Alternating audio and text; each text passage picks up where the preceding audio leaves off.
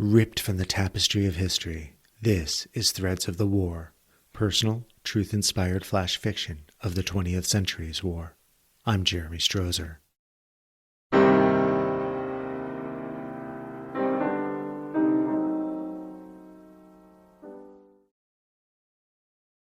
Notice. Crashing into the chair, the disheveled president of the Russian Federation turns toward the speakerphone, centered on the small table before his wobbly body. "Yes, Mr. President. One missile," Defense Minister Grachev's voice calls out from the phone. "Why would they only launch one missile?" A slowly speaking, half asleep or drunk, President Yeltsin asks out loud. Is he expecting an answer? I don't know enough to answer that, yet. I hope General Grachev can. "It may be your first strike, Mr. President." Grachev's voice returns to the room. Looking over President Yeltsin's rounded shoulder, I could see the black nuclear command suitcase, its lethal to millions or more contents, open on the desk. I didn't get to say goodbye to Katerina or the kids this morning. "What do you recommend, General?" the President asks the Defense Minister. A commanding silence fills the room. Would we go to nuclear war now? Stalin didn't attack when we developed the bomb. We made it through the 60s with Cuba and Turkey without ending the world. We survived the 80s with Reagan's insanity before the ABM, nuclear test ban, and START treaties brought him around. Now that we're at our weakest, could NATO be attacking us with one missile? Why would anybody attack with one missile? "We need to prepare a second strike right away, Mr. President," General Grachev replies. A second strike? If we launch a second strike, it'll be Armageddon. For one missile? "We have 2 minutes, Mr. President," Grachev offers, as if issuing an order. "Could it be a test, sir?" I almost shout, not even realizing I was thinking such a thing. President Yeltsin turns around slowly, holding the desk for support. Behind me, I could feel the others backing away. I didn't step forward, but I'm standing alone now. A test? What kind of test could it be? A nuclear missile test? An anti-satellite test? A test of our defenses? I'm going to have to give him some kind of explanation. His bloodshot eyes now staring directly at me, President Yeltsin is awaiting my explanation. Grachev on the speakerphone jumps in before I can say anything. "It could be a test, Mr. President." "Yes," I say.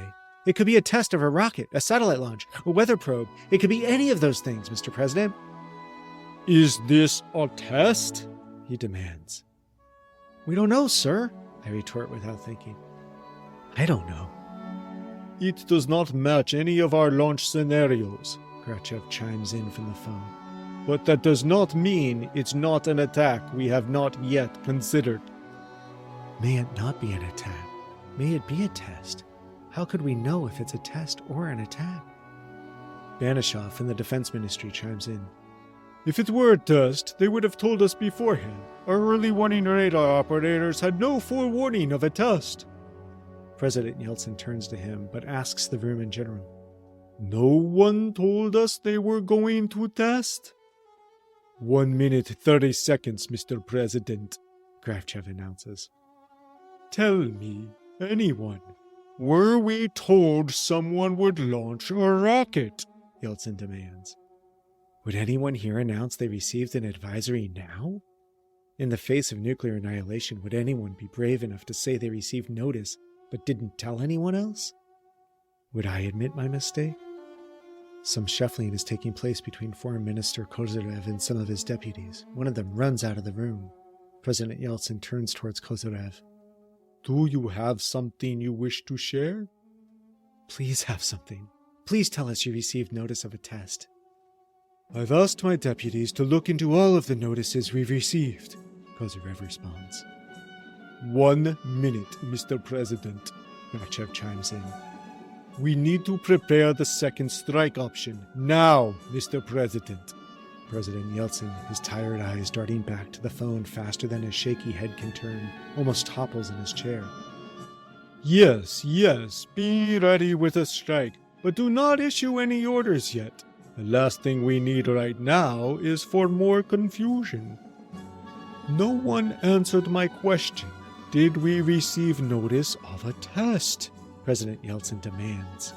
We're looking into it, Kozyrev replies. Anyone else? President Yeltsin turns to Viktor Chernomyrdin, head of the government, who is conferring with Kozyrev and his deputies. They're debating something which I cannot hear. Chernomyrdin then turns to the president. There may be something. We are checking. Let there be something. An overlooked notice, a news report, something. A young man, I'm not sure from what ministry, rushes in announcing, Norwegian scientists gave notice of a rocket launch to study the atmosphere. This could be the... 30 seconds, Mr. President. Kravchev jumps in. Missile! The young man finishes. A research rocket? Please let it be a research rocket. This could be a ploy, Mr. President. Kravchev's voice comes across the speakerphone. It could also be true, Mr. President, Kozyrev counters. What do you think, Victor? The president asked Chernomyrdin. A one-missile strike makes no sense, and there is evidence this is a science rocket. There's no evidence it is an attack, Mr. President, Chernomyrdin says. Stand down, Pavel. No second strike. President Yeltsin speaks clearly into the phone. Yes, Mr. President, Kravchev's heavy voice slowly replies, a little forlorn. We're not going to end the world. May the Americans not be attacking. Just then, the deputy to Kozyrev returns flustered, saying something to his boss. Chernomyrdin turns to Kozyrev. What is it, Andrei? We did receive notice of a rocket launch by Norwegian and American scientists today. It's not an attack! The president chose correctly. President Yeltsin turns to Chernomyrdin, who gives him a nod, before looking back at the phone on which Kravchev's line is currently silent. Pavel, it looks legitimate, the president announces. Then why wasn't the defense ministry notified? Kravchev demands. Yeltsin looks at Chernomyrdin, who turns to Kozyrev, who then directs his visage at one of his deputies. Even when it comes to the possible end of the world, shit's always rolling downhill. On January 25th, 1994, the world came the closest it has ever been to nuclear annihilation. The Cold War was over. There was hope and promise across much of the world about the triumph of Western liberalism and democracy. Yet, when Norwegian and American scientists launched a Black Brant XII sounding rocket to study the aurora Borealis, it almost caused the end of humanity and most life on our planet. The scientists had issued warnings to 30 countries around the Arctic Circle, including Russia. Unfortunately, with all the confusion of the day, the Russian early warning radar operators were not notified. They alerted Moscow of an incoming first strike, forcing someone to wake and offer President Yeltsin his black nuclear command suitcase. Yeltsin hurriedly phoned his defense minister and huddled with others to decide what action to take.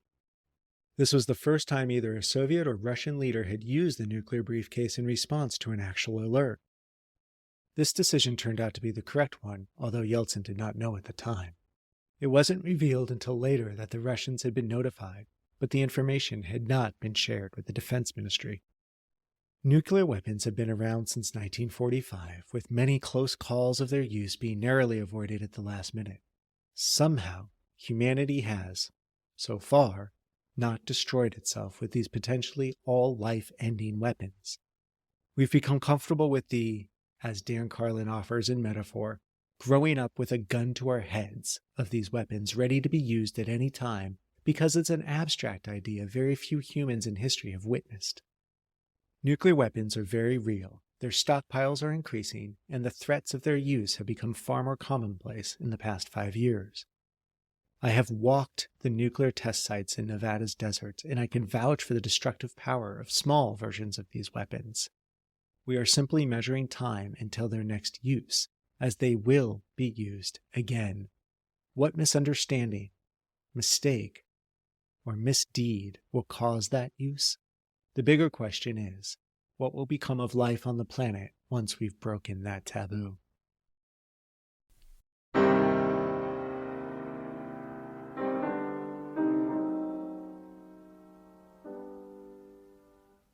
If you enjoy these threads of personal experience and more, please consider becoming a patron of this work at patreon.com/Threads of the War. You may find my books and other work at jeremystrozer.com or wherever books are sold.